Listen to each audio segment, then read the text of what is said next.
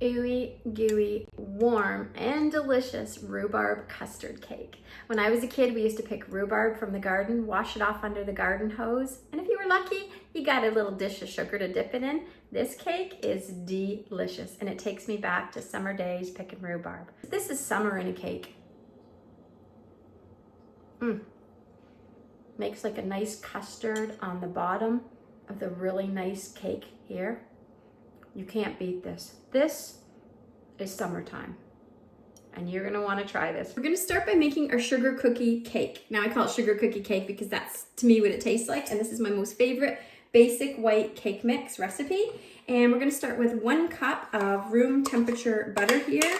And then to this, we're gonna add 1.5 cups of white sugar, and we're gonna beat this up until it's really light and fluffy. And I like to do it for a good 3 minutes. So we'll get that going. Okay, as you can see here, I've beat this for about 3 minutes, and it's really, really light and fluffy, the butter and sugar mixture. So to this, we're gonna add 4 eggs, and I like to open them up, crack them into a separate bowl, because if there's any shells or anything like that or any imperfections, I like to see before I add it to my recipe. So I'm gonna add 4 eggs to that, and we're gonna beat this up really well.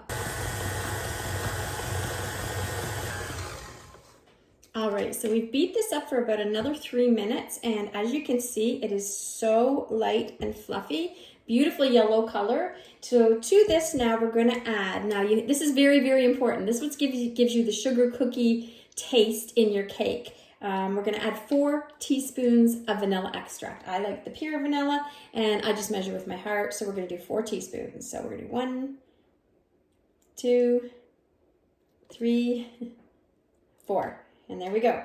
Very, very important. Trust the process. 4 teaspoons of vanilla, and we'll blend this up a little bit, and we'll just add the remaining ingredients and get this finished. It's super fast, but so, so good. All right, so in a separate bowl here, I have 3 cups of all-purpose flour. I like the unbleached kind. And then to this, we're gonna add 2 3/4 teaspoons of baking powder. So I just use a little teaspoon here. 1, 2, and about 3/4. That.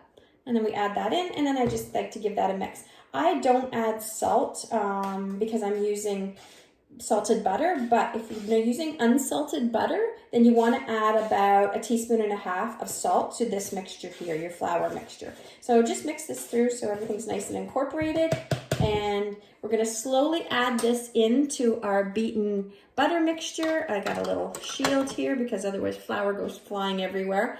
So what you want to do is you want to alternate your flour mixture and 1 cup of milk. Just regular milk, room temperature, and you want to alternate them. So do some flour, do some milk, do some flour, do some milk, end with the flour. And the reason for this is because then you won't over mix your batter mixture. You don't want to have a tough cake. So we're going to get this incorporated and get this in the pan ready to bake.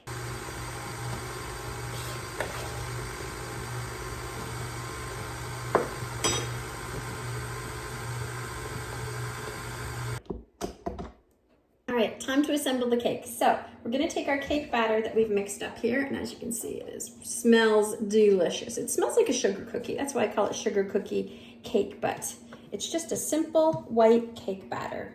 So we're gonna put this in our 9 by 13 pan. I have lightly greased it, and if you don't have the time or you don't wanna make a homemade cake like this, you can always use a cake mix. Just do a simple white cake mix.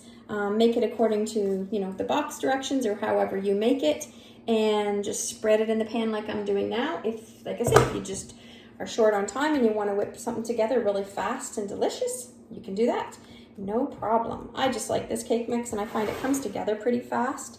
So we're just going to put this in the pan, spread it out nice and even. Oh, it smells so good. It's just such a simple, delicious cake. We'll get all of this batter off because we don't want to waste anything. And yes, my spatula has Santa on it. This was given to me by a friend, and I just love this spatula. It's like the perfect size, and Santa's on it. So yes, I use Santa all year. But we're gonna spread this around. All right, and that's it. Now we're gonna take I have approximately 4 cups of rhubarb here, and we're just gonna sprinkle this right over the top of this batter. Now you can use a little bit more rhubarb if you want. These chunks in mine are pretty big, so I did about 4 cups. You could use a little more, you could use a little less, depending on what you like. All right, now we're just gonna spread this over, and we're just gonna give it a little press down, just a tiny little press. Nothing major, just this cake has a magic element to it, so trust the process. And my hands are clean, don't worry. I have washed my hands, always wash my hands. Now what we're gonna do is we're gonna take 3/4 of a cup of white sugar, and we're just gonna sprinkle that over the top of the rhubarb. Again, trust the process. Remember, rhubarb has no sweetness. It is very, very tart. This is a part of the magic in this cake. So sprinkle that right over, nice and even, get right to the edges. I'm telling you, you're gonna love this cake. If you take this to an event or a potluck or something like that, people are gonna want the recipe. Because anytime I've made this, people always want the recipe for this. It's such a unique cake. All right, and there's our sugar. The last step is we're gonna take 3/4 of a cup of heavy cream, not coffee cream, but heavy whipping cream. And we're just gonna pour this right over top of the cake. Just pour it right over, nice and even. Again, get to the edges. You wanna cover everything. Oh yeah. And there we go. That's it. This is our rhubarb custard cake. So we're gonna pop this in a 350-degree preheated oven, and we're gonna bake it for about 50 to 55 minutes until it's golden brown and not wet in the center. Okay, so our cake is finished. It is very, very hot, but I just wanted to show you what it looks like when it came out of the oven. It took about 1 hour and 10 minutes in my oven, and as you can see, there's a little corner already missing because my husband just couldn't wait to get into it. So we're gonna take a bite of this and see how it tastes. I am so excited. It's warm. You definitely wanna let it cool down a little bit, but it smells delicious. So I'm gonna cut some up here and we're gonna have a taste test.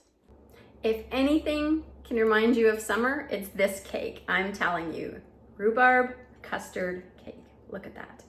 It is tart, it is sweet, it is delicious. Oh, take this to a potluck or somebody you go visit, and I'm telling you, they're gonna want this recipe. So good, so good. You've gotta try because I know you're gonna love it.